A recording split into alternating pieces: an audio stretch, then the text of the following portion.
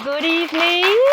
Good evening. Welcome, Boozoo, to all of you here and to all of you as well who are joining us virtually from wherever you are this evening. And tonight is our 5th performance, so we're so happy for you to be here. And first off, we would certainly like to acknowledge that we're meeting here on the Robinson-Huron Treaty Territory of the Anishinaabe, Métis, and Inuit people. My name is Lynn Gagnon, and I'm actually stepping in today on behalf of Tova Arbus, who unfortunately got a bad cold from her 2 kitties at home, so looking after her kids, looking after herself, and so we're certainly wishing her well and feel well better, Tova. But in the meantime, we're here, and we're here for a really wonderful evening of stories steeped in stone. So as you may know, this is a 13 performance series. And each of one is as unique, creative as all of them. And I know that I've seen some of you before. And so we certainly hope that you'll be coming back for more, whether live or certainly streaming as well. We'd just love to have you. So,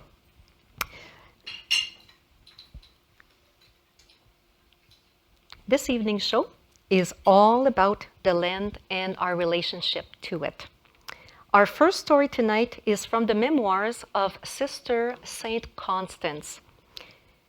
From this book that I'm holding here, Ask the Grey Sisters. Some of you may be familiar with that. Our Grey Sisters, in fact, were on the front lines of healthcare in the Sioux, on the front lines since the early 1900s. That's a long time ago, and they certainly made a difference in our healthcare. Tonight, we will be meeting a young student right here in 2022 who's not particularly excited about a project that she's working on until she meets Sister Constance, who shares a very chilling story indeed about the night a group of sailors who were frozen came into her care at the General Hospital.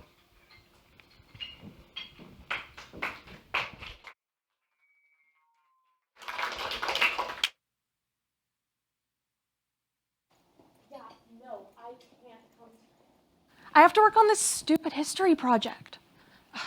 I'll see you in class for my presentation tomorrow. Have fun at the movies. Whatever.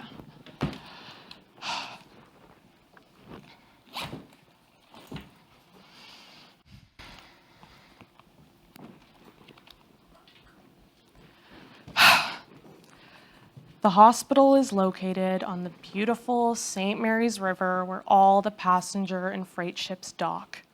Directly in front is the American Sioux, where we could see and admire the huge lit-up factories.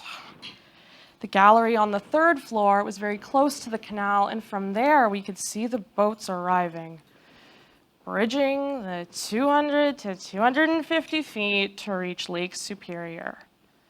Behind the house, by the river, was a magnificent vegetable garden.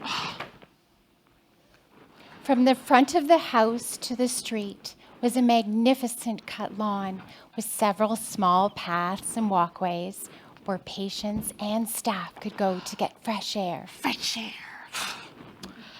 Beside our property, close to the riverbanks, were 2 huge rocks. On Sundays, between 3 and 5 p.m., we sat between the rocks, watching the arrival of passenger ships, escorted by seagulls. It was quite the world on the river. Sailboats, rowboats, motorboats. Motorboats. Now a word about the General Hospital.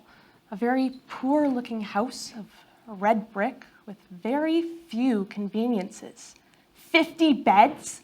Always occupied. The unexpected ill were numerous. Immigrants, strangers of every language, every nationality who arrived on the boat sick.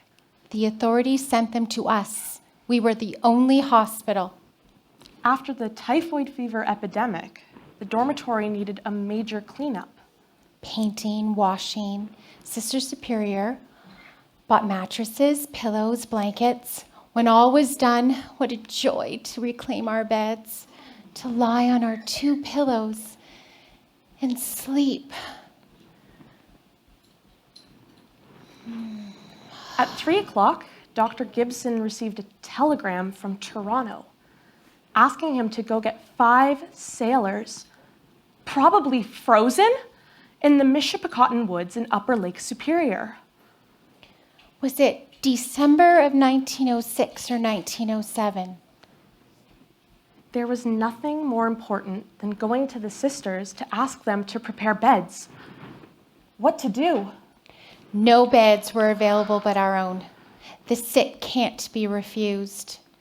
We waited for our patients all night. It wasn't until 3 in the morning that we heard the bells. 3 ambulances arrived. It's almost impossible to describe the condition of those poor, unfortunate sailors. They were so frozen that not one of their limbs would bend, making it impossible to undress them. We're as stiff as boards. What a day we had. For 4 hours, all they were able to do was give them hot brandy every 15 minutes and pour water all over their bodies to thaw their clothes and cut them away. At midnight, the work was completed. The patients started showing faint signs of life. Everywhere their skin began peeling to the point where it was impossible to use hypodermic needles to inject them with stimulants. At 8 o'clock that night, their general condition allowed us to amputate. They had gangrene of the feet, hands, ears, nose. One of them died at around 3 that afternoon. Jay McDonald, Scotsman of 22. He was fortunate enough to have been baptized before dying. The other 4 were from Britain. At 8 o'clock that night, the operations began. They could not save their feet. All of them were missing a hand or an arm. 4 doctors shared the work. And Sister St. Constance was their nurse. For 3 weeks, she had not an hour's rest between 7 a.m. and 11 p.m. At around 2:30 in the morning, she woke up to give them a little comfort during the rest of the night. These men were on their first trip to Canada, not knowing the climate. They dressed lightly. Their boat sank in Lake Superior, and several sailors perished. 5 of them had made it onto the ice, but as they didn't know the area, they got lost in the woods. It was 8 days later that an Indigenous government hunter found them in a hole in the snow. That day, believing they were going to die, these men sacrificed their lives hanging on to each other in that hole. The man who found them made them a nice fire, gave them his supplies, then retraced his steps to get help.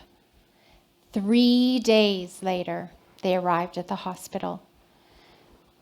I think it was December of 1906 or 1907. Thank you.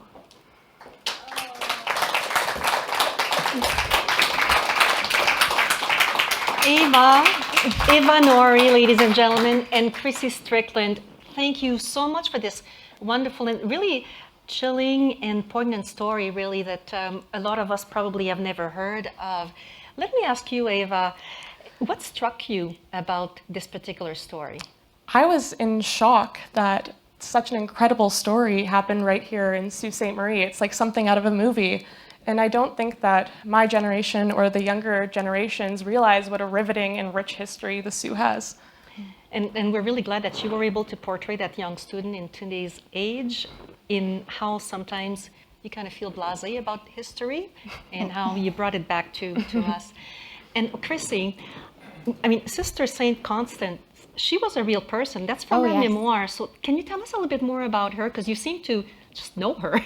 Well, because I had to read a little bit, but so her real name was Clementine Gagnon, and she was born in Montreal, Canada. She became a Sister of Charity when she was 21 and went to nursing school in Ottawa. She became a nurse when she was 28, and right after she finished her nursing, she came to Sault Ste. Marie and was at the General Hospital for a few years, then went to Sudbury and Moosonee, Ottawa, back to Sault Ste. Marie, and ran the place for a little while, and then passed away in this, I think it was in Ottawa, and she was 1960, 85 years old, so so these memoirs were like recalling after she had left the Sioux. Yeah, so that's why she's saying, I think, because she was older, trying to recall. Yes. Yeah. Thank you so much for sharing and interpreting that story. I know that you were doing this under the direction of Loretta Durat. And we thank you, Ava, and we thank you, Krissy, for sharing your talent with us in this really poignant story. Thank you so much. Thank you. Thank you.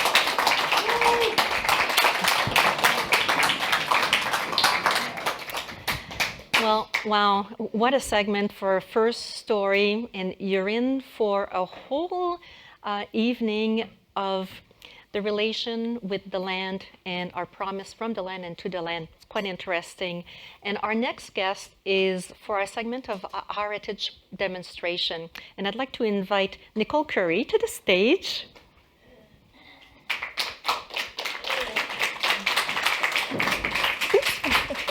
Nicole, bienvenue and to this evening's presentation. I'm so glad that you're here. First of all, why don't you introduce yourself, since you have a connection to the old stone house? Yes. Hello. I am actually the president of the Friends of the Ermatinger Clergue National Historic, who is actually a co-sponsor of the Stories Steeped in Stone performance series. That's wonderful. And this evening, you're going to be speaking to us about medicinal medicine, which we hear the cruelty of Mother Nature with the sailors who were frozen, and there's also a more tender side. So I'm going to turn it over to you to tell us all about it. Thank you.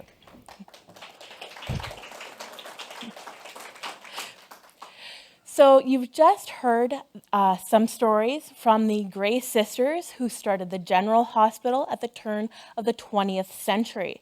But now let me tell you a bit about the medicines used during the time of the Ermatingers. So almost 100 years before the Grey Nuns arrived here in Sault Ste. Marie, they were using medicinal medicines, the plants, to treat a variety of ailments. So I see you who have joined us here are actually enjoying some elderberry sauce with your shortcakes. Did you know that elderberries actually have some medicinal properties as well? So the bark and leaf tea could be used as a wash to treat eczema, sores, rashes. The dried flowers could also be made into a wash to treat sores, blisters, rheumatism, and even arthritis. And the berries themselves are rich in vitamins A and C, calcium, potassium, and iron. We also have spruce, which is one of the top medicinal plants. So our spruce, you can use the sap or the moist inner bark and add it to a poultice to treat slivers, sores, and inflammations. The gum was chewed or boiled and taken to relieve coughs, sore throats, or digestive issues. These emerging needles were boiled to use as an antiseptic wash, or they could be chewed to relieve coughs.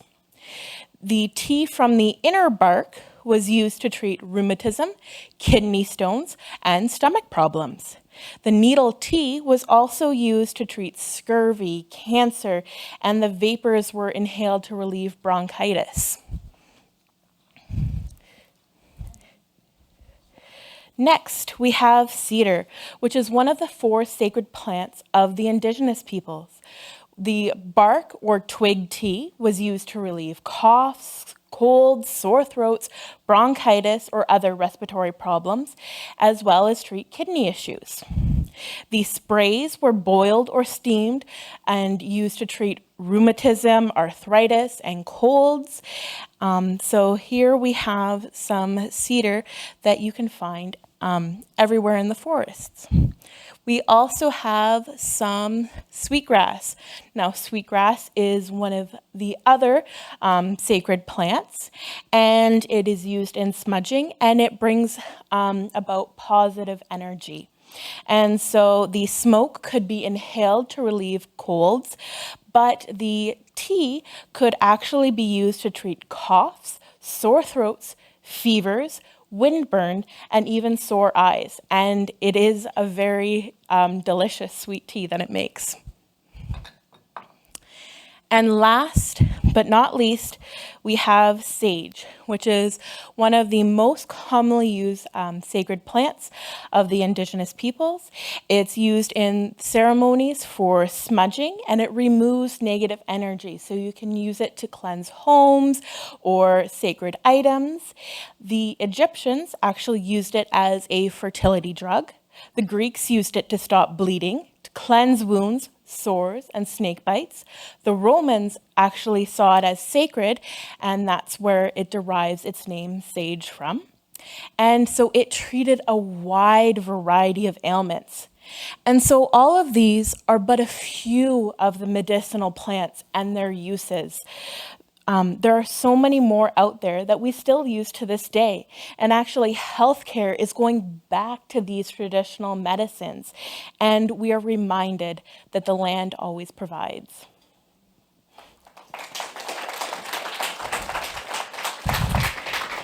Thank you, Nicole. That was really informative, and that was going to be one of my questions is, are these still being used? And you've answered that question. Mm-hmm. Now, if anyone else has questions after the show, are you available to answer any questions or? Yes, of course. So if you have any questions about these plants, you're more than welcome to come up and check them out, ask any questions after the show. But if you're joining us on the live stream, you can type all your questions in the comments, and I will get back to you. That's wonderful. Once again, thank you so much, Nicole Curry, for joining us and providing us with your heritage presentation.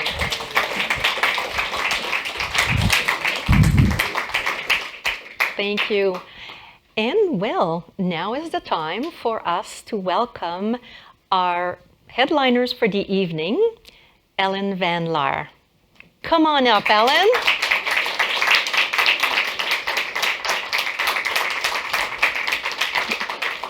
So good to see you. I'm going to let Ellen take her seat, and then we can ask her a couple of questions just before we get started, because I know that every one of you want to be able to hear about Ellen. Ellen, is it true that tonight you're making your debut as your songwriter and on the piano? Pretty much. I've played for my friends, but this is the first big show for me since I was a teenager. Yeah. This is so wonderful. And what we're going to do, I'm not going to ask you any more questions right now. What we'll do is we'll take a little break in between the performance, and we'll come back and have a chat a little bit, well, halfway through Ellen's performance. We just want to hear from her. Thank you, Ellen. Thank you.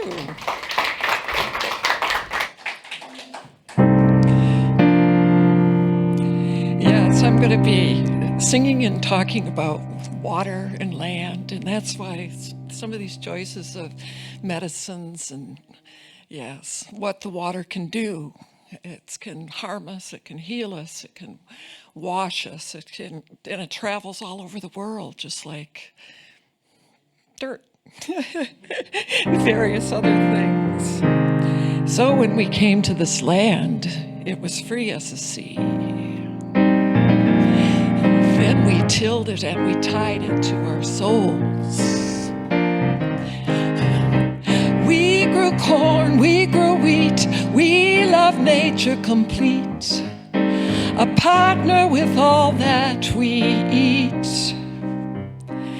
And we are the food that we eat, not the houses that we live in. We're the air that we breathe, not the money that we take in.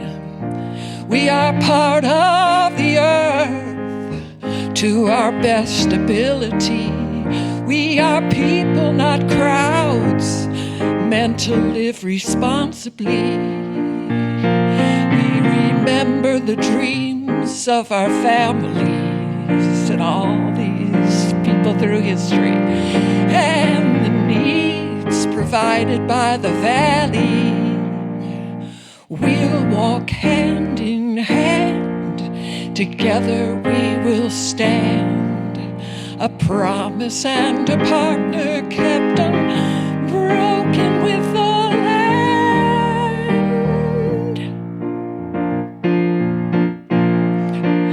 Now you know we are rich. With this land we've been blessed. It's our life, it's our home, it's our gift. Grateful forever, soil, plants, and weather, maintaining for all those to come.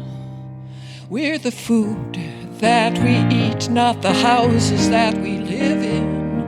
We're the air that we breathe, not the money that we take in. We are part of the earth to our best ability.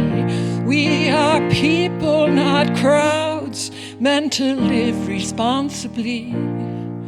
We remember the dreams of our families and the needs provided by the valley.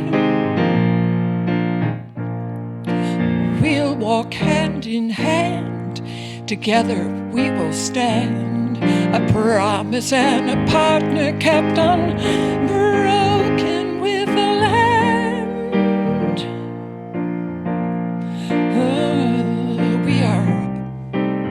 We're land. We are of a mountain. We are of a mountain. We are of the sea. What is it, 66% water? Maybe more. We are of all living things. We are you and me. People of color, variety. We are of all living things. We are you and me. Skyline extends the sea. Our world goes beyond. Shadows move by moon and breeze. Day of days, the 1, 2, 3. We are of variety. Now you see how immigration is starting to tie in here.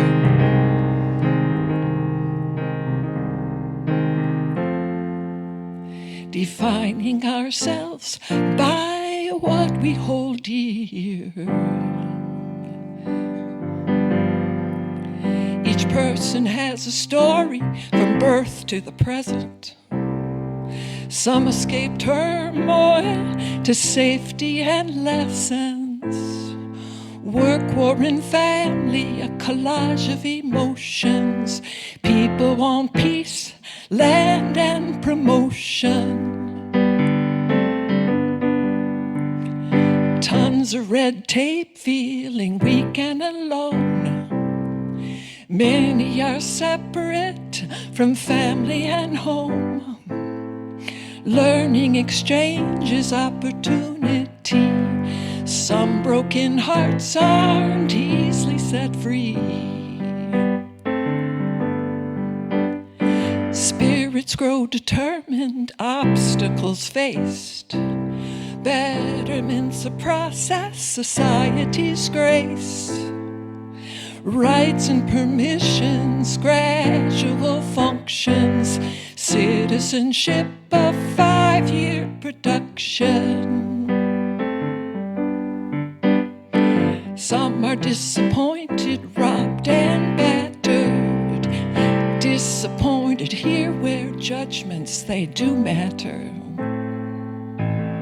Customs and voices hard to understand.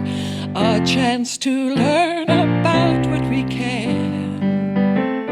Often our society separates people or brings them together, the young and the feeble. expands and contracts with knowledge and fear, defining ourselves by what we hold dear.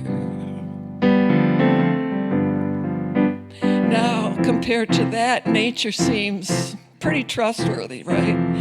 Compared to what we have in a lot of our cultural experiences, right? And that's why many of us say that nature and the land releases us from. Even when our cultures, our societies disappoint people, it's identifying with the land can really help. It's the fight or flee thing. I'm going to sing about that, even related to myself here. Too strong, it had to go wrong. Too meek, you know, people can't speak. Too high, you know, birds can't fly. Oh, it's coming too fast. This trouble of mine, I'm getting behind the words of my song.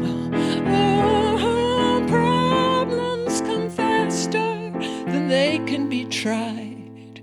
The longer I stay here, the harder to hide. Yeah, what people go through when they decide to move. Where's the job, right? Can I just survive in the woods?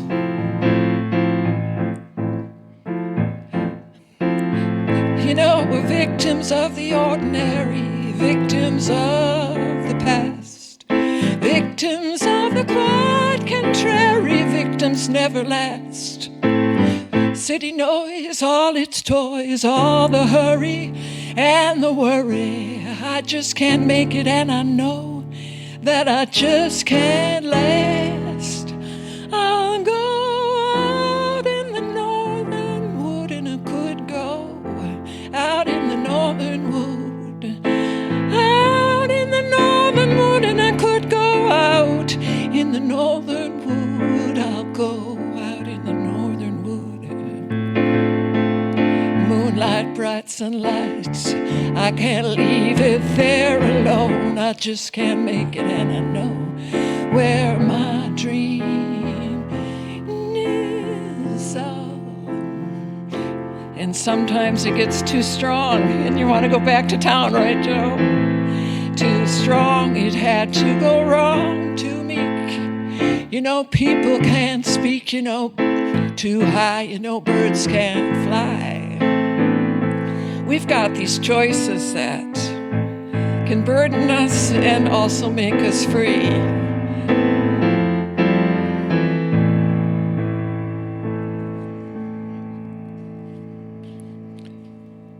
I'm going to sing to you about water. And you heard the story about freezing to death. And, you know, there's all this stuff about new life coming from water, baptism, washing ourselves clean, taking care of our water. Water washes us clean. It also drains our ways and our means. Asian carp, oils and acid rain,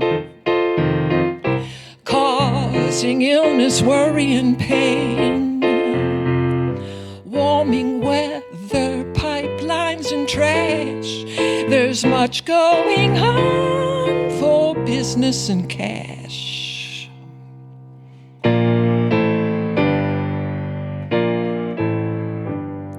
Nitrates and plastics and drugs. Plug your nose while you take a glug. How does one measure the health of this place? Scientists do checkups, medically based.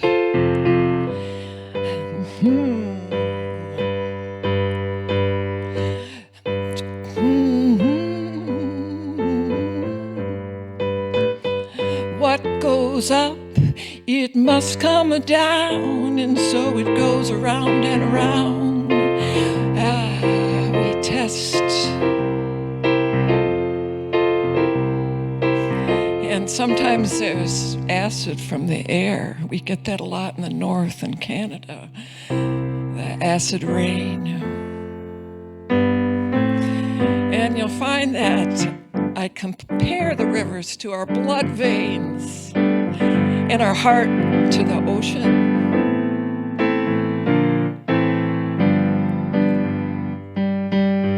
Atmosphere creates our home. We live in a terrarium dome. Trash or burn gets recirculated. Water and weather percolated. Yes, what goes up, it must come down, and so it goes round and around and around and around and around. The system's heated and ill. The world has its needs to fulfill. So listen to what scientists have to say. Yeah, we know the world's a creature of growth and decay, death.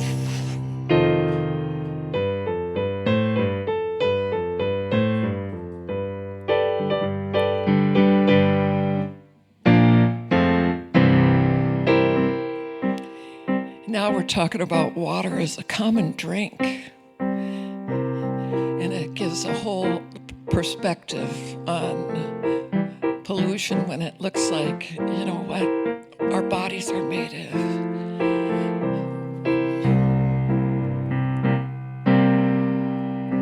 Great lakes are fed by a watershed basin. Rivers collect runoff from the nations. U.S., Canada, management tools, they watch diversion, environment rules. Lakes Michigan, Superior, Huron, St. Clair, Erie, Ontario, Laurentian. Continent settled by water motion. Boats explore out to the ocean. First Nations, voyageurs, traded for beads, blankets and fur. Planes and trains not yet progressed. Water transport, a key to success. Great Lakes drain much of our nations. Essential to celebration, hydration, recreation, transportation.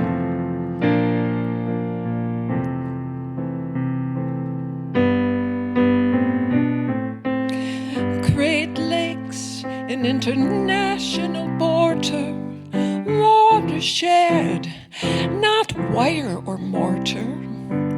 The value of this is more than we think. The countries, the people all share a common drink. Great Lakes drain much of our nations.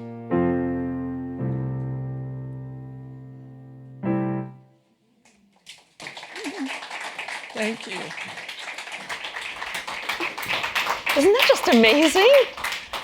Thank you, Ellen. Hold on a second. I've just got to put myself together. Sorry about that. So you're multi-talented. And what I wanted to take an occasion to talk about and hear from you is there's a painting behind you, and some of you may think that it's a prop to add color to the stage. Tell us about your multitude of talent, and maybe you can start with that painting. Well, they asked me to bring in a painting for a backdrop, And I have a lot of paintings at the Conservatory of Music, about 40 paintings. And I wanted my paintings to be around musicians. And you can feel the music in it, but I relate myself and my values to my art and to my music. And that's been one of my problems with finding a place to play. But this is about like the weather and the water, just like we've been talking about. You can see that the sunlight affects it, and it's amazing how much effect the sunlight has on moving water around the planet, and that global warming has with these streams and currents, and also the effect with the trees here. So most of the paintings at the conservatory are landforms from the area, and they're named after those landforms. But then I also end up putting weather. I use weather for decorative kind of tricks, but it's that kind of seen and unseen that I want people to be more aware of it. I'm very aware of it on the lake, and as a sailor, it becomes part of you every morning. Which way is the wind blowing? You know. And there's such a connectivity and a link between all of the arts that you create and your life itself. That nature component. I think some of you might be interested to hear about what was the idea behind Promise with Our Land. Well, we're made of land, we're made of water, right? And the rock, everything is minerals that feed us. And I think that the land is true to us in a way that even people and societies are not true to us. And that's what's so encouraging, and why I love the land so much. I think it's very underrated nowadays. So. Excellent. Well, it seems to me that your stories live through your music, and your music really lives through you. And I just, get that sense anyhow. And now I think that we want to hear more on the next segment about more of your songwriting and your music and your voice. Thank you, Ellen. Well, thank you.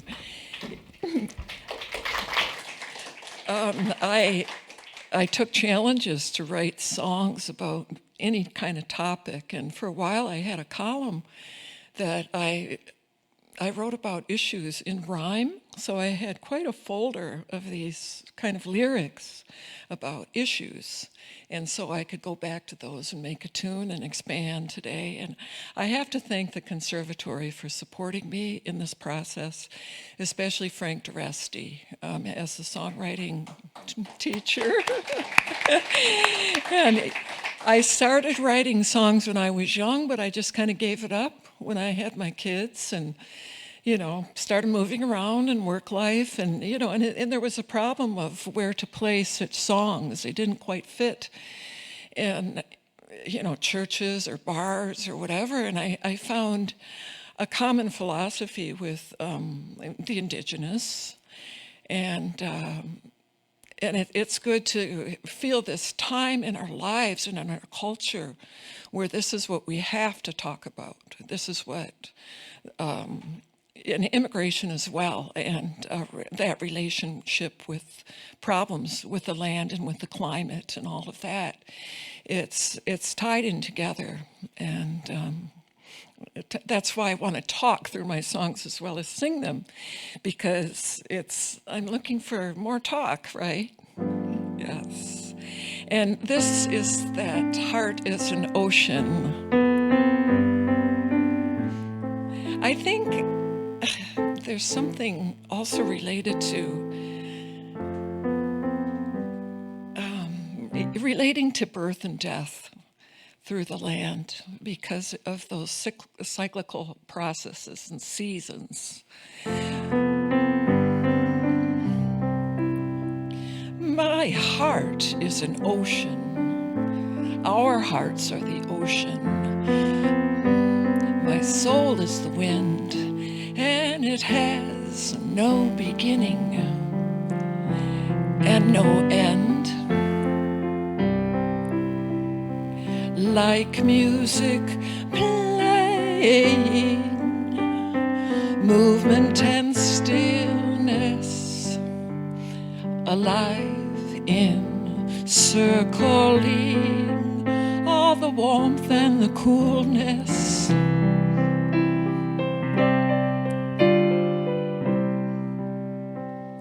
Swelling and breathing, my spirit is blessed with its night and day, life and death,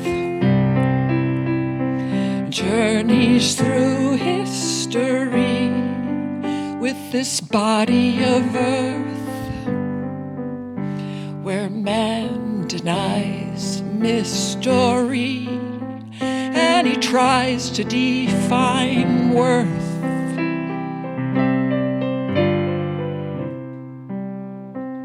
Knowing surrounded with so many symbols of man, and they clothe my seeing, hearing, and hand.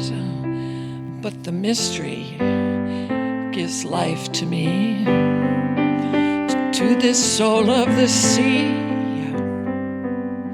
My heart's swelling motion, it leaves music in me.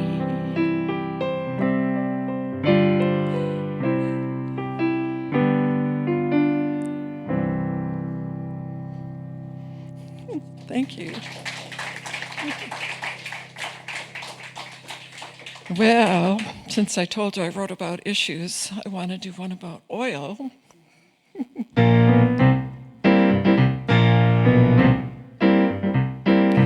Oil has changed our lives and devices.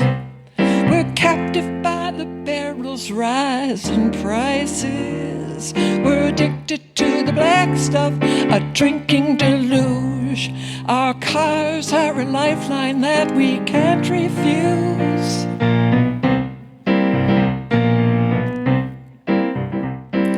Must we move and discard our stuff? Must we change our lifestyle, boom or bust? We're confused and scared by what must be cured. Global warming cannot be deferred.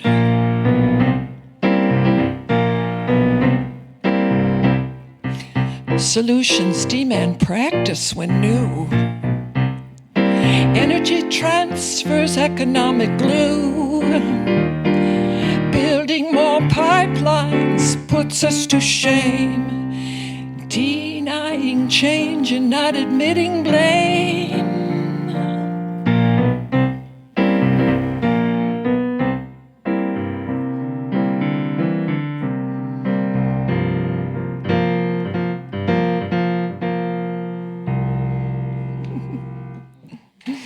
Thank you.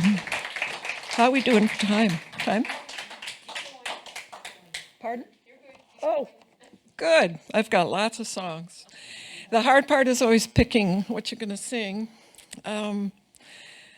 Here's one about a little box and how people like to think they're right and other people are wrong. And you know what kinds of problems it's causing in society today.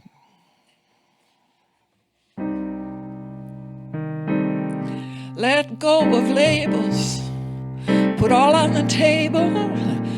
Don't throw rock from a little box. From a little box. Left and right confusing terms, too dismissive and infirm. I much prefer a world complete, to not skip half a beat. Let go of labels, put all on the table, don't throw a rock from a little box. From a little box.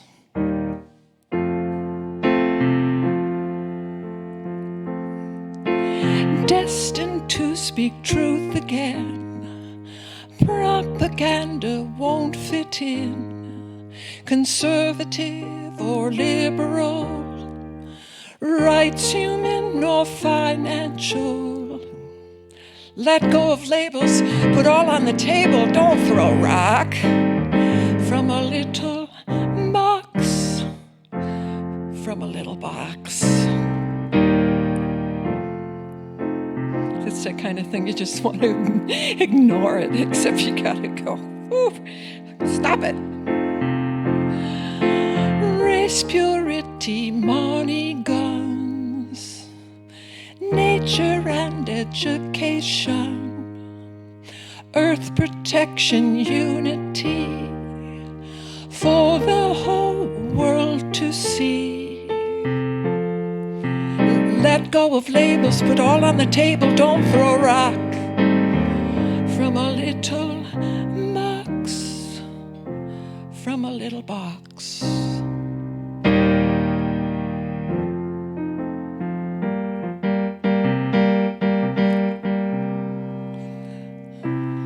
I want to sing a song about the Sioux. Actually, Sioux on the other side, the Michigan Sioux, had a songwriters thing for the 350th anniversary, and they were actually registered as a city or before the side.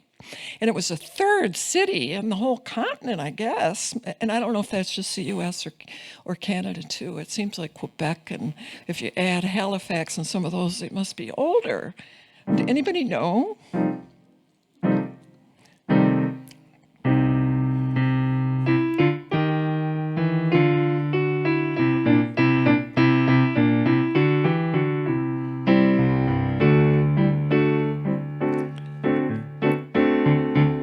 Sioux history, voyagers' locks. I love the ships, all the beaches and the rock. Native culture, a storied base. Trade gathering, superior's face. Green City, Lock City, International City. Steel, children. Midpoint, North America, Sault Ste. Marie.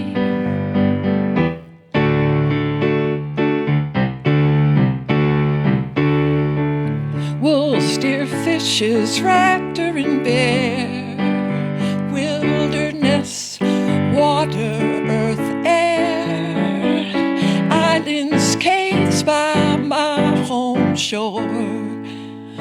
Water dances near to my door. Sioux City of this land. Midpoint, North America, Sault Ste. Marie.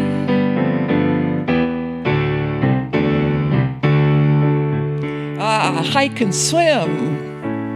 Forests and coasts, parks are a welcoming host. Artists, naturalists do declare Sioux is rich with the beauty that's rare. Third city, is it? Midpoint, North America, Sault Ste. Marie.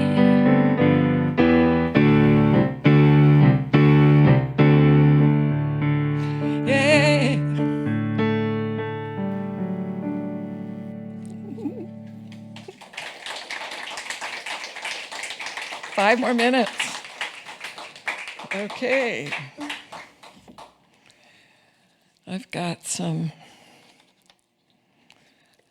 things to choose from. I decided to eliminate some of my more heady songs and sing some nature songs. More nature songs. I'm wondering how this world can be so fit together, the earth and the sea.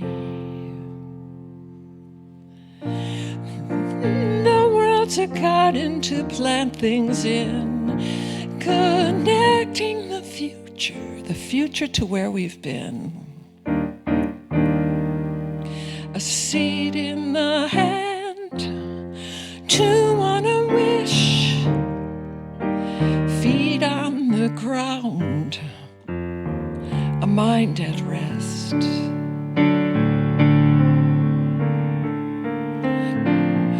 Glory, glory, hallelujah.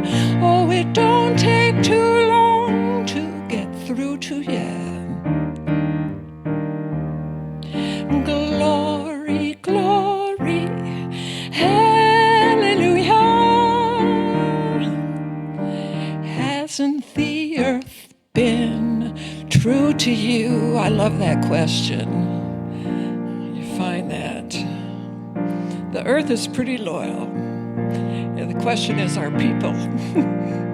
Takes more than a lifetime to say who we are. Each moment contributes to a whole sky of stars. Rolling around with a group of friends. All right, friends, all a part of a chorus, it never ends. The air, the soil, they are the same way, alive together, the night and the day. Glory, glory, hallelujah. Oh, it don't take too long to get through to you. Glory, glory, hallelujah. It don't take too long to get through to you. There's one more song. There's a universal hum on this earthly ride, but noise and silence, hope and cheer, and fear, they sometimes will collide. We will be soothed by pulsing stars, or from solid ground. Peacefulness be restored by listening to the sound. Dancing on the edge of time, that's what we're doing. Past and what's to come, high and low, wet and cold, tragedy and fun. Love unites us all. While we hum our way through space,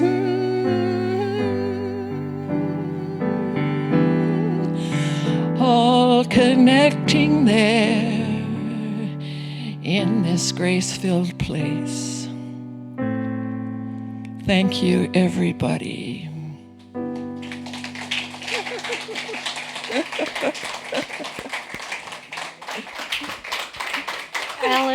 Ellen Van Laar, everyone. How wonderful. I have a feeling that while this may be your debut, we're going to want to hear so much more from you. You're such a talented songwriter. Once again, another round of applause to you, Ellen. At this time, I'd like to invite our previous presenters and performers. So Nicole, Ava, and Krissy, if you would like to join us at the center stage, we'll share the stage with all of you. Another round of applause for Nicole Curry, Ava Nori, and Krissy Strickland. Ellen, there you are, Ellen. And it certainly was a wonderful evening where really all this land it was all about the land and our relationship to it. It really was a wonderful connection between all of your performances. So I certainly would like to thank all of you this evening for joining us here tonight. All of you virtually as well who were able to join us. You'll be able to view that on YouTube again if you wish to, if you've missed it.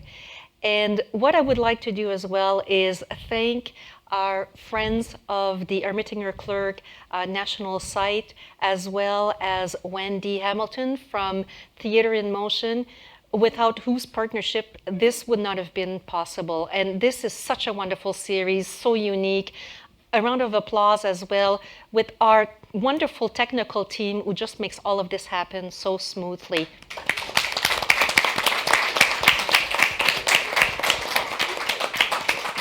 And as you will see on your table, if you haven't had a chance to do so, our next presentation is going to be on June the 9th. It's going to be Sky Smith and the Northern Arts Performance with Dance and Theater. And as you know, you can reserve your tickets right now for any of the other future presentations. They're only getting, like more popular and better. So join us again. Thank you again for being with us tonight.